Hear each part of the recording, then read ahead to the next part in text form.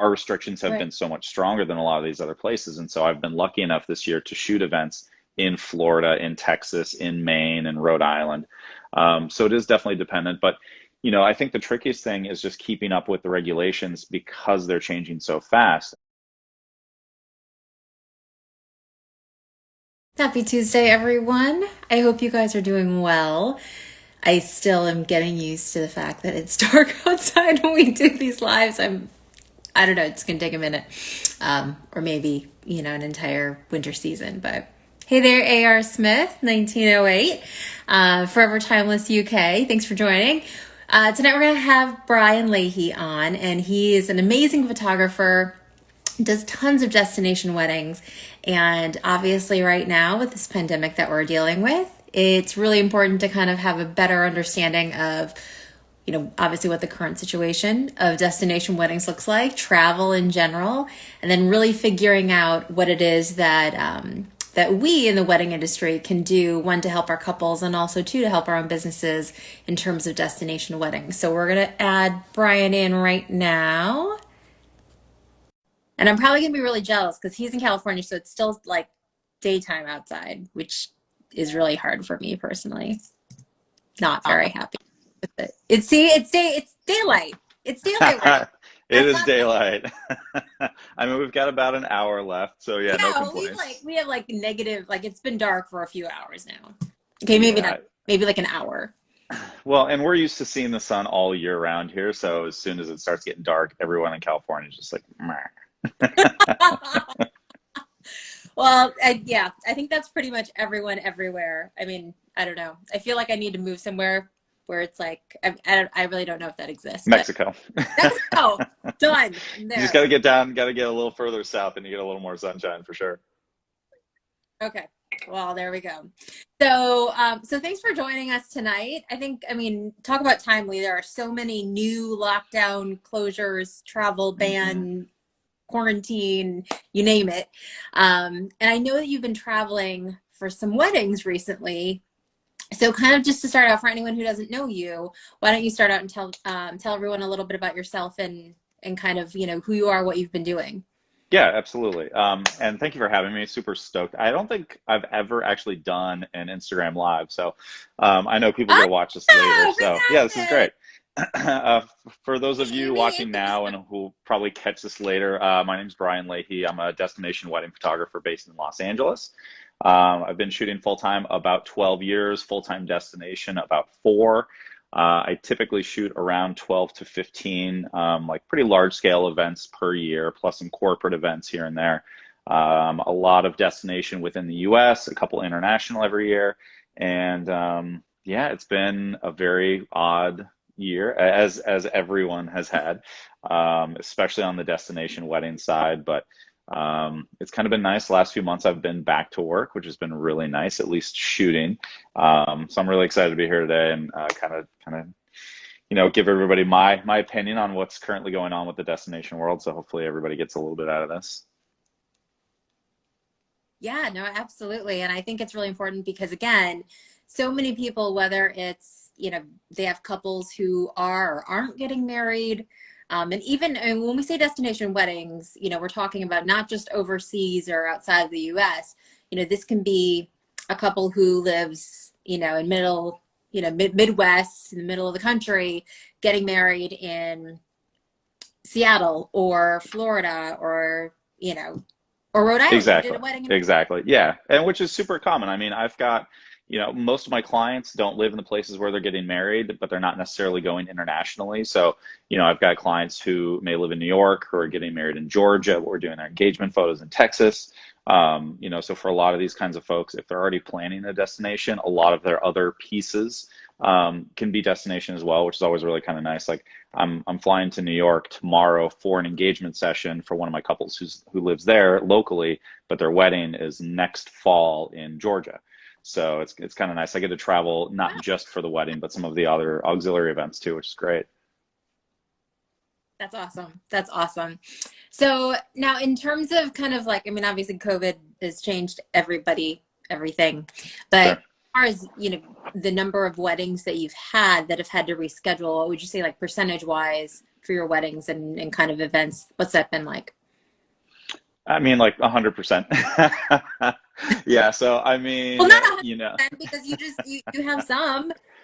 true, true. Some people have But nothing, so you have some. exactly, no, I've been very fortunate that I've actually gotten to work this year, which has been great. So, for me, every one of my events that was originally planned for this year has somehow changed. Like I haven't had any of my originally planned events. So, I've had some clients who were fortunate enough to postpone once from say early summer to this fall. But even then, they were having to cut their guest count down. Most of my events that I typically shoot are anywhere from 200 to 600 guests. The largest I've shot this year is 65. Um, but I've also got clients who have postponed 2 or 3 times. I have another client who, unfortunately, their venue is no longer doing events because of the fires in Northern California. So it's kind of a case by case basis. Every one of my clients for sure has gone through something this year. Like no one's like, yeah, great, this is the original wedding that we had planned. Um, but I think it's because COVID has affected everyone across the spectrum, regardless of what industry you're in, whether you're in weddings or not. I think everyone is kind of the same mentality that like we're going to do whatever we can to get through this. And I've got some amazing colleagues that I work with that have put so much time and energy and patience into planning 3 versions of this original wedding for their clients. So it has been really nice to see a lot of my colleagues, going above and beyond for their clients, especially considering that they're not getting paid to do 3 weddings. So it has been really nice to see that. That's cool. That's really cool. So in terms of quarantine then, what have you been how have you been keeping sane? What's been your go-to? Because for some people, especially I know our UK followers, they are kind of in that lockdown period again right now. Sure. So they've already been through it once, but any new strategies are always welcome. I That's mean, a good it's one. tricky. The tough thing about doing these, especially if, I mean, I know a lot of folks who are still working or in the last 6 months. It's tricky because it's so geography based too. Like what we haven't been able to have an event larger than 10 people in California this year. But I have colleagues who have done 200 and 300 and 400 person events in Texas and Florida and Georgia because the state rules in those states and certain counties within those states are so vastly different because we haven't had any national or federally mandated restrictions. And so, for me, I'm almost glad that I do destination work because if I was strictly only shooting Southern California weddings, I would have had a terrible year because our restrictions have Right. been so much stronger than a lot of these other places. And so I've been lucky enough this year to shoot events in Florida, in Texas, in Maine, and Rhode Island.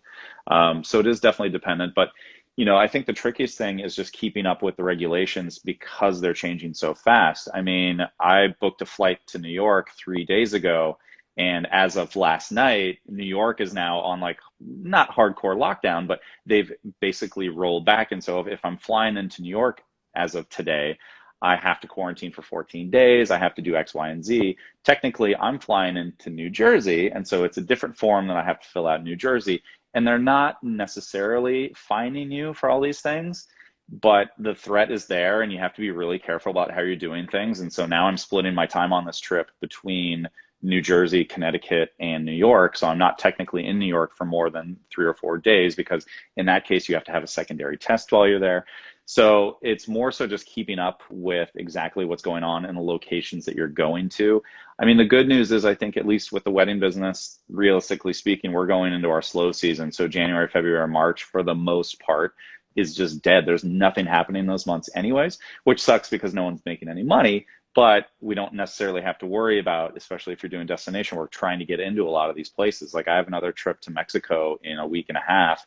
I'm pretty sure that trip's going to happen, but come a week from now, who really knows? So that's really the thing you have to just keep on is just making sure that you're constantly doing your homework to know what the regulations are where you're going.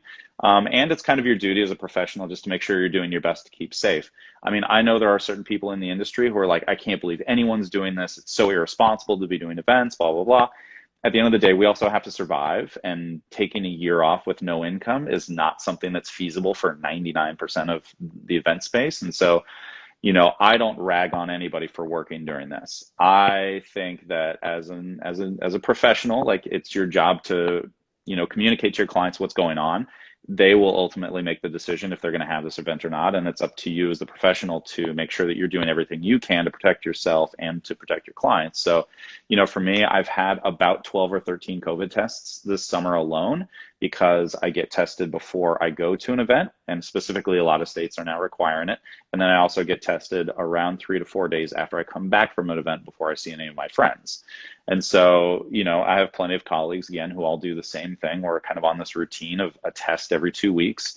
And, it's an expense too. I would prefer not to wait for 4 hours in a line, so I pay for the test. So I've probably spent way too much money on them this year.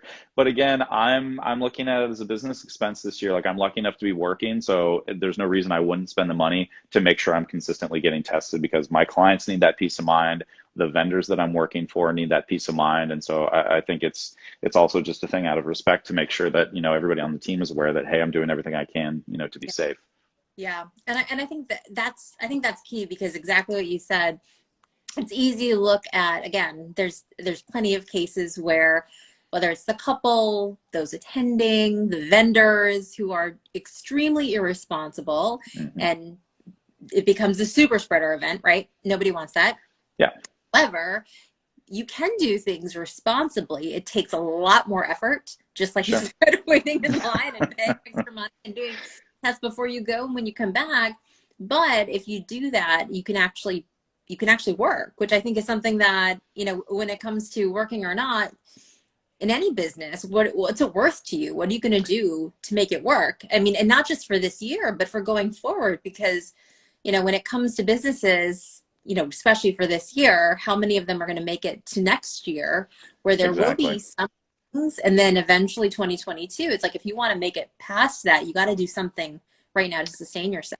That's exactly it. And a friend of mine, Bob Conti, had a famous line early in the pandemic, and I thought it was one of the most brilliant things. He said, "There's no shame in survival." And that wasn't necessarily relating into working weddings. I was working in anything to survive what was coming this year. And I look at it the same way. And there are safe ways to do it. Like I have a very good friend who did this beautiful wedding in Texas earlier this summer, and there were, I think, maybe 175, 200 guests. But every single guest had to get tested before they went. They had temperature check stations. They had infrared cameras so they could read body temperature. I mean, they did everything you could possibly do to maintain a safe event.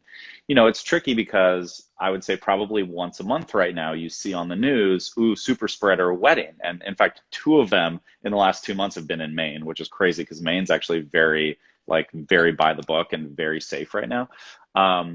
But you see this in the news. And so 2 bad cases out of an entire year tend to taint the picture of an entire industry, which, I tell people all the time, I'm like, listen, that event, if you read the articles too, it's like one dude showed up who felt really, really sick and just decided, screw it, I'm just going to go. Everything's going to be fine. And ended up getting 175 people sick and 7 people, second degree died, unfortunately, which is insane. Yeah.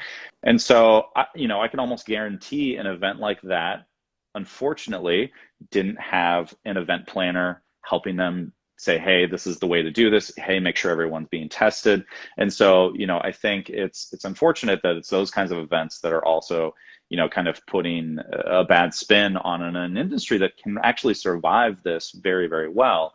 So, I tell people all the time, I'm like, don't let one article kind of dissuade you from doing this. At the end of the day, as long as you're doing your part as the client and as a professional vendor, as long as you're doing your part to make sure you're keeping yourself safe and you're looking out for everybody else, I think it's fine.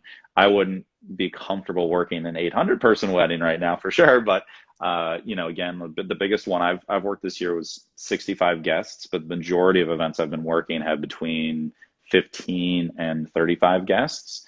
And I even had one in upstate New York a couple weeks ago, and 90% of the crowd of, I think, 40 guests were all doctors. And I felt incredibly safe at that event. And granted, they were masked up the entire time outside of eating and drinking. They did a phenomenal job keeping their space, and the planner also did a really great job making sure everyone was spaced out. But, for me, if doctors are willing to all go to a wedding and they're comfortable with that, that makes me incredibly comfortable. So, again, it really comes down to everybody kind of doing their part to make sure they're safe and that all the guests are safe. Yeah. Well, and I think the other aspect is, from the beginning, there's so much unknown about how it spreads. And now there's so much more information that we have to be able Hmm. to be safer for ourselves and for other people. I think that makes a big difference. So then it really is our own responsibility and, our colleagues to be able to be responsible and say, hey, we are leaders. This is what we do. It's our industry. And Exactly. so this is how we're going this going forward, instead of just throwing our hands up in the air and saying, oh, well, our governor here We'll try says next year. this, or yeah, no, yeah, it's Hmm. about taking responsibility for sure. Yeah, yeah, absolutely. And so in terms of kind of like going into 2022, Hmm. how are you planning? Because I think that's the other aspect for a lot of couples when they're thinking of, okay, so do I plan for a 2021 wedding? Sure. Especially now with all of the information with, vaccines potentially coming out. How many people should I be planning for? Should I be able to plan to travel? Like if they wanted to do, um, something overseas, like what are you suggesting for couples to do when they're kind of thinking through all these things? Yeah, absolutely. Great question. I mean, it depends on where they would like to do it. I always that's kind of my first disclaimer. It's like, well, it depends. If I have clients who are trying to do a California wedding in January, February, March, and they want 100 people, forget it. Like it's not going to happen. Especially at the current pace that things are progressing. Like it doesn't seem like the COVID numbers are going to get better anytime soon, at least for the next month or two at current pace and with current administration and realistically speaking, a lack of federal oversight. So assuming that that's the case, if you're looking to get married in early spring in California, probably not a good idea. Having said that, I have an event at the end of January in Florida that I have zero doubts that it's going to happen. It'll probably be 125 guests. It's being planned by a phenomenal planner and a great team. And so I know ahead of time that there's going to be like everyone will get tested. There will be distancing. There will be masks. So like to me, that event seems fairly plausible. But again, it's so dependent on state. And California is such a locked down state that, I mean, we haven't been able to have events the entire year. You look at spots like Alabama and Florida and Texas, they've been having massive weddings the entire year. They may have shut down for like a month, but realistically speaking, they've been getting away with it. And so it really depends on where they're looking. And luckily, a lot of my clients tend to be kind of on the higher end, so they have access to private residences or properties that are not necessarily like wedding venues, because unfortunately for the venues, a lot of this liability falls on them to set the rules. If the venue says, you know what, we have a capacity of 400, we're limiting this to 100, okay, great, but the venue has the ability to completely self-regulate, and so they're in a tricky spot because they need the business like all of the rest of us do, but they also don't want to be that venue that ends up on the news where super spreader wedding gets 176 people sick. And so a lot of that falls onto the venue, a lot of that falls unfortunately onto the planner, but luckily the planner can say, okay, great, I can only advise these clients as much as I can. They still kind of have to make some of this decision, and all of this really comes down to everybody has a different risk assessment level when it comes to COVID. But again, it comes back to us as professionals to say, okay, great, that's your risk assessment. I don't want to end up on the news. And I'll be the first to tell my clients this, like, I do not want to end up on the news as the photographer that got somebody sick at wedding. Like, absolutely not. That is my Unless your nightmare. I'm whole not like, getting. and then we have Brian here. Yeah, like I make my business decisions based on what's going to keep me out of a courtroom and what's going to keep me off the TV. Like that's how I make my decisions. So, I think that's the tricky part. At this point, I kind of look at the first half of 21 as a wash. I'm not expecting much to happen. I mean, I am optimistic and hopeful that like late summer will really start kicking off. Like I'm booking new large scale weddings for next fall, and we're talking 200 to 400 guests, big budget, like regular weddings that I would have been shooting all this year and in the past. And so I think I'm very optimistic for the fall and beyond. Summer, I think, is going to be a lot more last minute because and again, if you're going to have a wedding, a lot of people are like, I want to have all my friends there. It's really been tricky, and I feel bad for our clients because they've been put in this spot where they're like, great, do you want to have all 300 people here? Cool, then you can wait another year or a year and a half. And they may have been, their wedding may have been March of this year. And so In planning ahead, that's kind of my first question is always like, well, what states are you looking at? And how many guests do you feasibly want to have?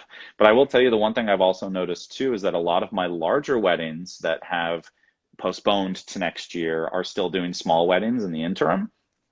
But what I'm noticing now is the small weddings are phenomenal. They've been great. I mean, I've loved shooting these. And now some of my clients are actually canceling the bigger wedding because they've already gone through the process. They had such an amazing experience with the actual wedding with, 30 of their favorite, best friends and family and all that. And by the end of that wedding, they're like, oh my God, this was actually amazing. We had a great time. Like we actually got to relax and pretend like the world was normal for a weekend. And so I've got two clients right now who have done small weddings who are potentially canceling the big postponement party for next year because they're like, screw it. Like it feels kind of weird. And I understand it. I mean, I've left some of these weddings and said, wow, that was an amazing wedding. And everyone's like, great, can't wait to do it again next year. But then you leave and you're like, you kind of don't need to do it again. Like, I hate to say this, but I mean, I love a party. Like, I'm never going to complain about coming back to shoot the big party next year. But, if you do a good enough job and people really enjoy that small wedding this year, it's just a harder pill to swallow to be like, great, like we have to do this all again next year. So I think everyone 6 months ago in the wedding space was like, oh, great, like this will last a couple months. Like 2021 is going to be the greatest year ever because you're going to have everybody that would regularly get married in 21 plus all the 2020 postponements. So we're going to shoot and we're going to work twice as much in 21. I don't think that's a thing at all. I think, yes, maybe half the year will be good. I've already looked at 21 as a wash. Like, yes, I'm going to book some new work. I'm expecting the fall to be really busy. Like I've already got my sights set on how I'm going to manage 2022 because I expect 22 to be an absolute bananas year because at that point we actually should be back to normal. And then if we're not by 22, who gives a shit because we're all out of a job anyways. Like no one can sustain 2 years of this. So who cares? Like I'm going to be in like the water business by then. Like what? Who knows? All right, So so then the question becomes, Brian, if you were not shooting weddings, what would you do? So if the wedding industry is done, 2022, what will be your next career? that's a great question. I don't know. I'm very flexible. I'm a good businessman. I actually have a second company that I'm going to plug on here. I haven't even mentioned it on my own Instagram account yet. Oh, awesome. I have a company. It's called the Masquerade, and we make chains and beaded necklaces for your masks. We actually we actually launched about 3 months ago. We've been crushing it on Etsy. We have a full website done, and we're doing a push into retail now. So I'm now officially in the jewelry business, which was not my plan, but we spun this up a couple months ago, and it's been doing very well. So your viewers get first dibs on this because I haven't told anybody about it on Instagram yet. Uh, be, Awesome. Beyond that, I don't know. I mean, I have pretty high hopes and not to like brag, but like luckily I set myself up well enough at the beginning of this year that I've been able to survive this year very, very well. I haven't had like a major change in lifestyle. And with the work that I have coming in for later 21 and most of 22, I mean, realistically, I'm expecting a year and a half to 2 years of just crap, and that's how it rolls. But I think once we really get to the end of next year and then 22, I expect to be right back to where I was, if not way above that, because luckily I have been working this year. So it sucks that there's going to be a lot of people that can't survive this, and I know a lot of people holding on and doing great things and doing these multiple pivots. But it's just tough. I mean, like to survive a year, realistically speaking, with no income, it's like that's most people can't do that. And so, I'm hopeful that once I get to 22, I'm going to be exactly where I was last year, and hopefully a whole heck of a lot better. Fingers crossed. But who knows? Like at this point, like I put no chips in it. I'm just like What's the Instagram handle for your masquerade, your masquerade it's jewelry? it's at the underscore masquerade, and it's MASKERAIDE. But I'll send it to you later. It's awesome though. Right. You heard it here first.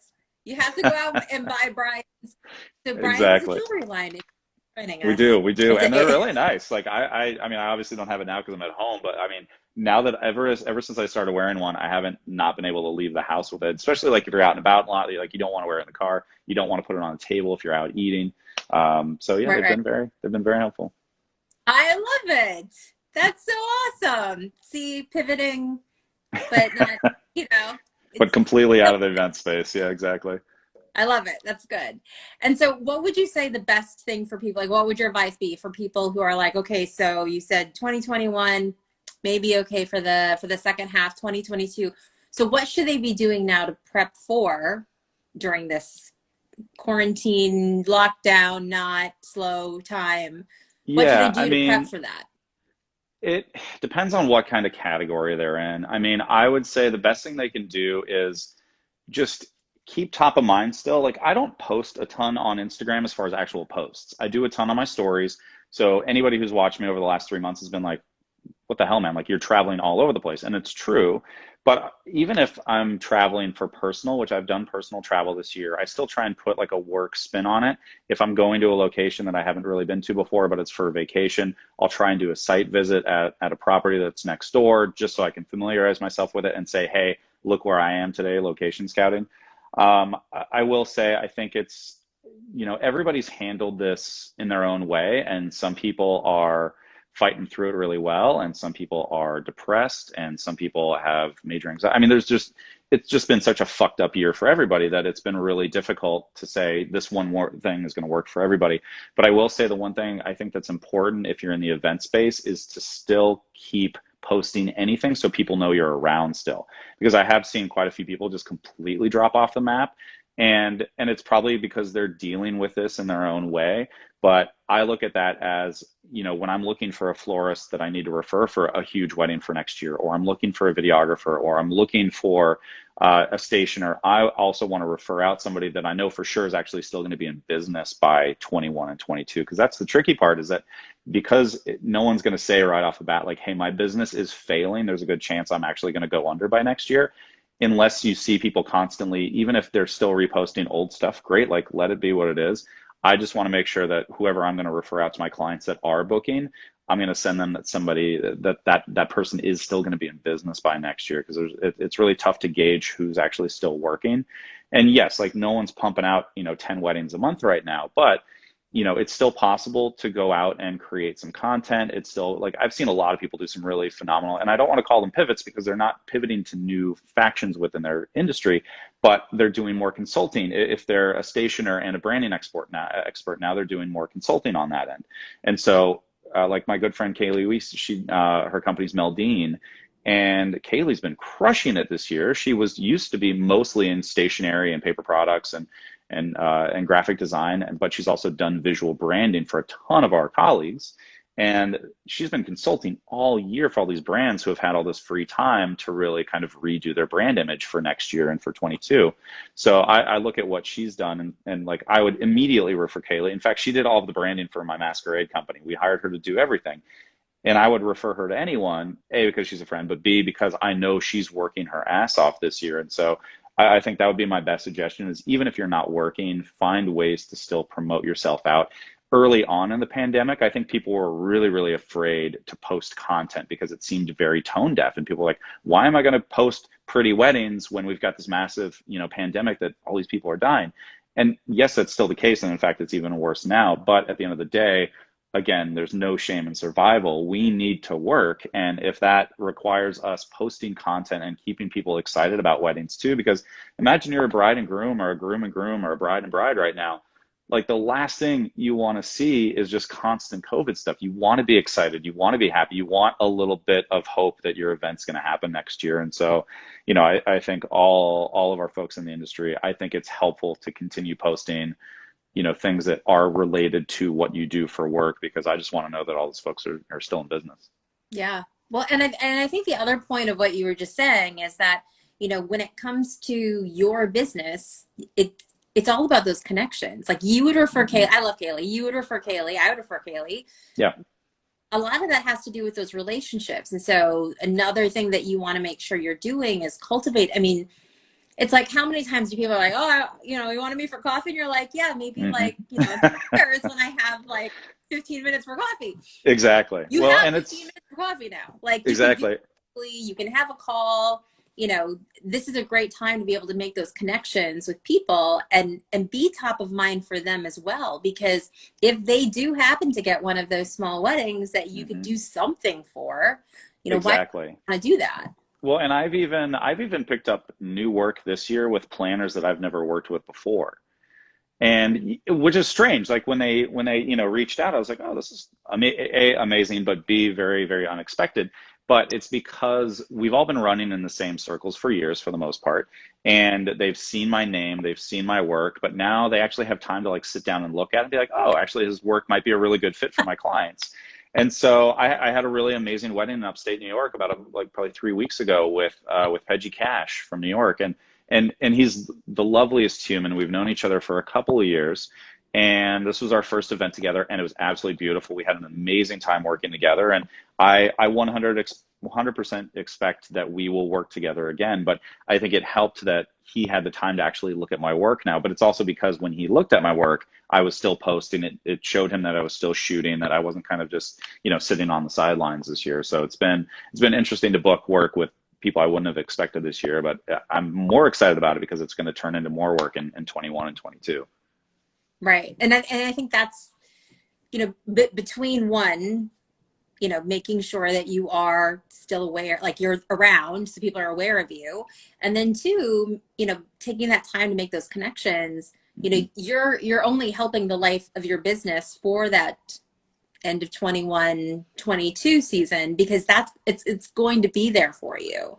But if you're, Exactly. MIA, that's a problem. Exactly. That's exactly it. Yeah. So it's more so like I know this year will be rough, and it has, and it will continue to be, but the work and time and effort that I'm putting in now, and I always look at every business contact and every business decision as a long term. Like a lot of people early on in this process, I think had quick like knee jerk reactions to, okay, great, everything's dead, I need to pivot.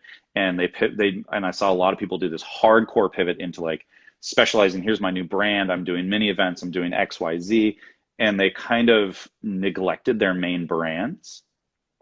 And in my opinion, I think that probably wasn't the best move long term. In the short term, it may have been good if they started booking some of those tiny events, but long term, if you have neglected your bigger brand that does higher end events, that does large scale events, again, people are going to look at that brand and say, oh, well, I guess they only do mini events now. And like, you've never actually, I've literally never posted this year that I do mini moons, mini weddings, any of this kind of stuff. But at the end of the day, every wedding I'm shooting is 65 guests or below, and the majority of them are averaging, 25, 30 guests. So those would fall into that category. But I will literally never use those terms in my marketing because I still want people to think, oh, well, that's Brian. He does destination and luxury. Oh, and he happened to do a destination luxury wedding, but it's only 20 guests and it's in Rhode Island or it's in Maine. And so I think seeing a lot of those kind of very quick reactions early on in the season, I wasn't all about that because I was like, it's taking away from your main brand that you've spent 10 years building. And so again, I look at all these decisions as, okay, great, like I want whatever I'm doing now to pay off in a year or two, knowing that this year is going to be rough. Right. And I think that's, again, there's so many things, but overall, if you don't have the bandwidth to even kind of like take stock of where you are, what you need to do, that's where you can spiral into just being overwhelmed, whether it's with anxiety or depression or Sure. happiness. So what are the things that you do to kind of like fill your bucket so that you can stay focused?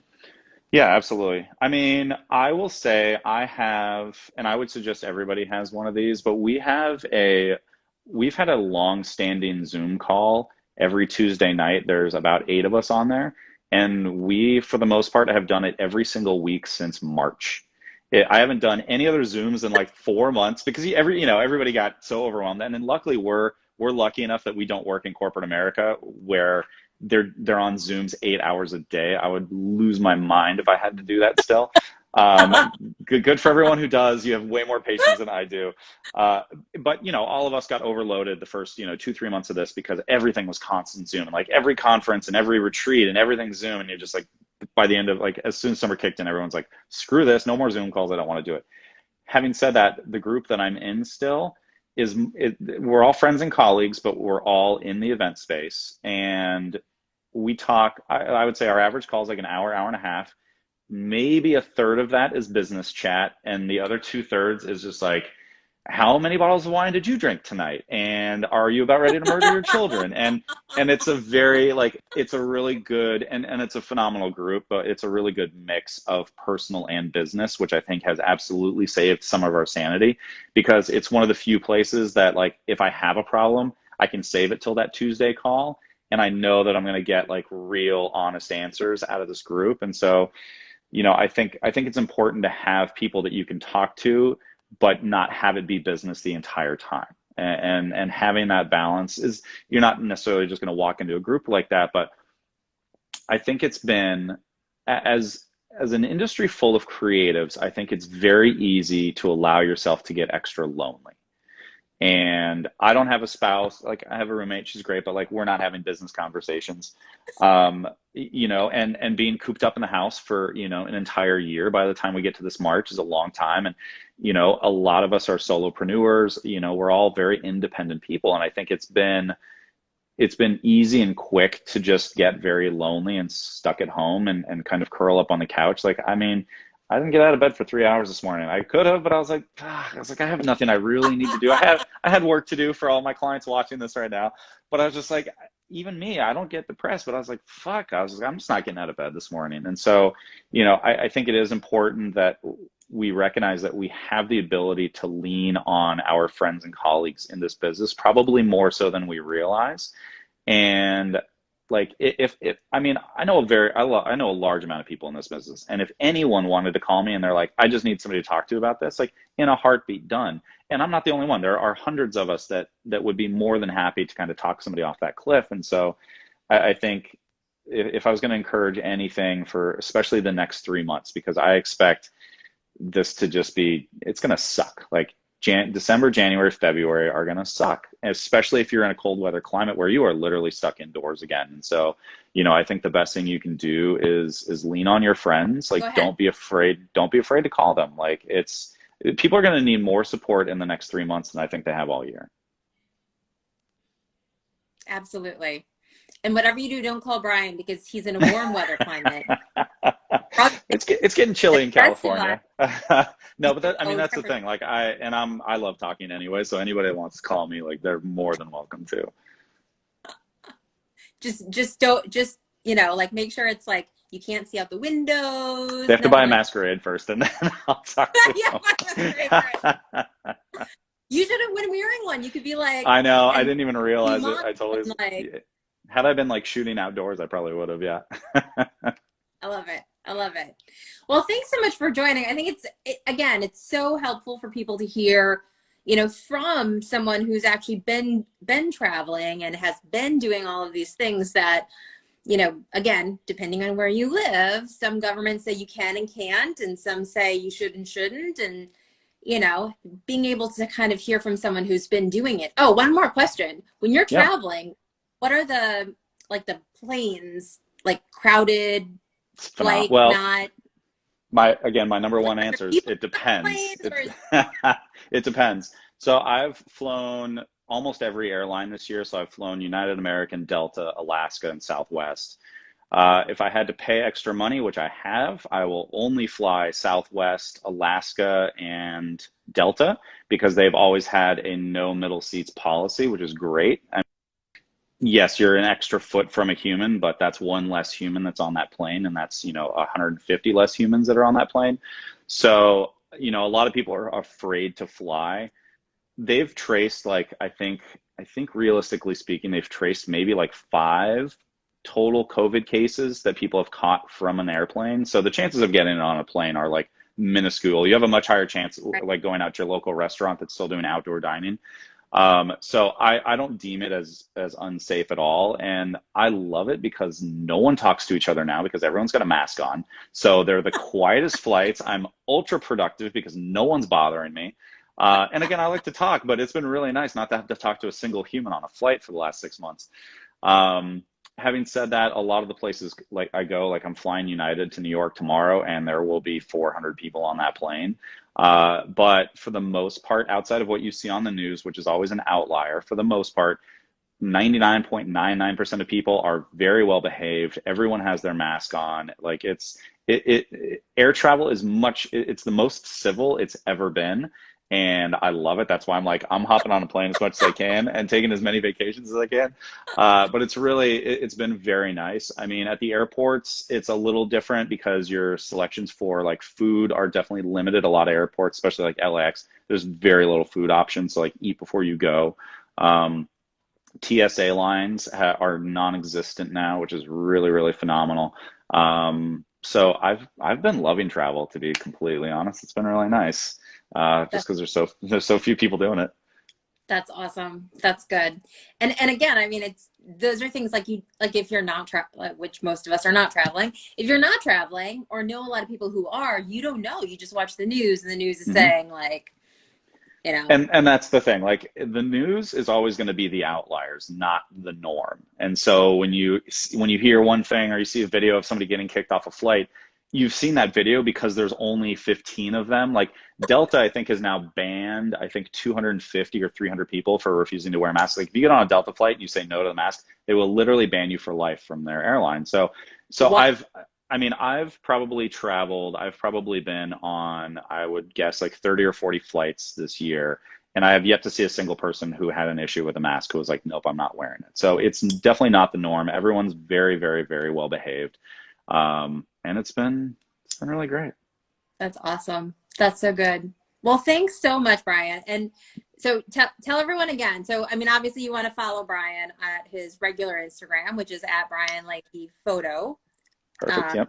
you also want to go to his new very cool In fact, you know business, what? which They is can like just go. jewelry, but it's like, eh, Exactly. In fact, they can just go to my photo Instagram account because I'm actually going to pimp out the masquerade probably starting tomorrow. It was my plan this week anyway, so this is the perfect intro. So go follow my business account because I definitely still need more weddings.